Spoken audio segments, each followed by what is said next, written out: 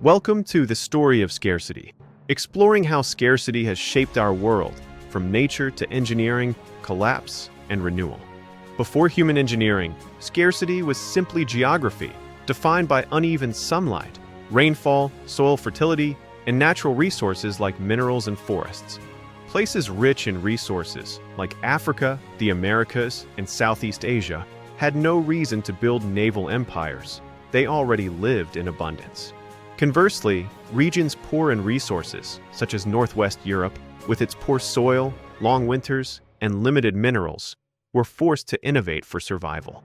This necessity weaponized ambition, leading them to develop ships, navigation, finance, insurance, naval forces, and global trade networks. Scarcity created ambition, which fueled expansion, ultimately leading to domination.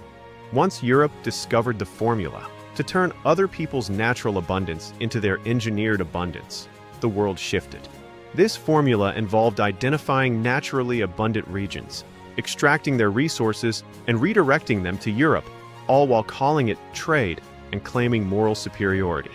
Engineered abundance produced cheap sugar, cotton, labor, timber, minerals, land, and eventually cheap energy from coal, oil, and nuclear sources. This abundance was not natural. It was constructed through colonial extraction, slave labor, enforced trade rules, controlled sea routes, plantations, cartels, and monopolies. Europe engineered the abundance it lacked by making other regions artificially scarce, meaning abundance for one region was built on scarcity for another. Engineered abundance always creates abundant scarcity, a new type of scarcity that appears because the abundance was artificial. For example, cheap fossil fuels brought energy abundance, but created scarcity in clean air, clean oceans, climate stability, and healthy ecosystems. Industrial food provided unlimited calories, but led to scarcity in healthy soil, clean water, nutrition, and biodiversity. Global supply chains offered cheap goods, but created scarcity in local jobs, knowledge, industries, and supply security. Today, AI and automation bring cheap cognition and unlimited digital labor. Yet they create scarcity in meaningful work, economic stability, human purpose, and income streams. The pattern repeats.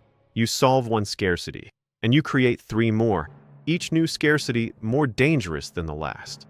Engineered abundance works, but only until the bill comes due. Humanity has never truly created abundance. We've only displaced scarcity, moving it from Europe to Africa, from colonizers to colonized, from land to atmosphere, and from the present to the future. Engineered abundance is like taking out a loan against the earth. You live well now, but the repayment hits later. And that repayment is hitting right now, manifesting as climate instability, collapsing insurance markets, pandemics, global inflation, and automation job loss.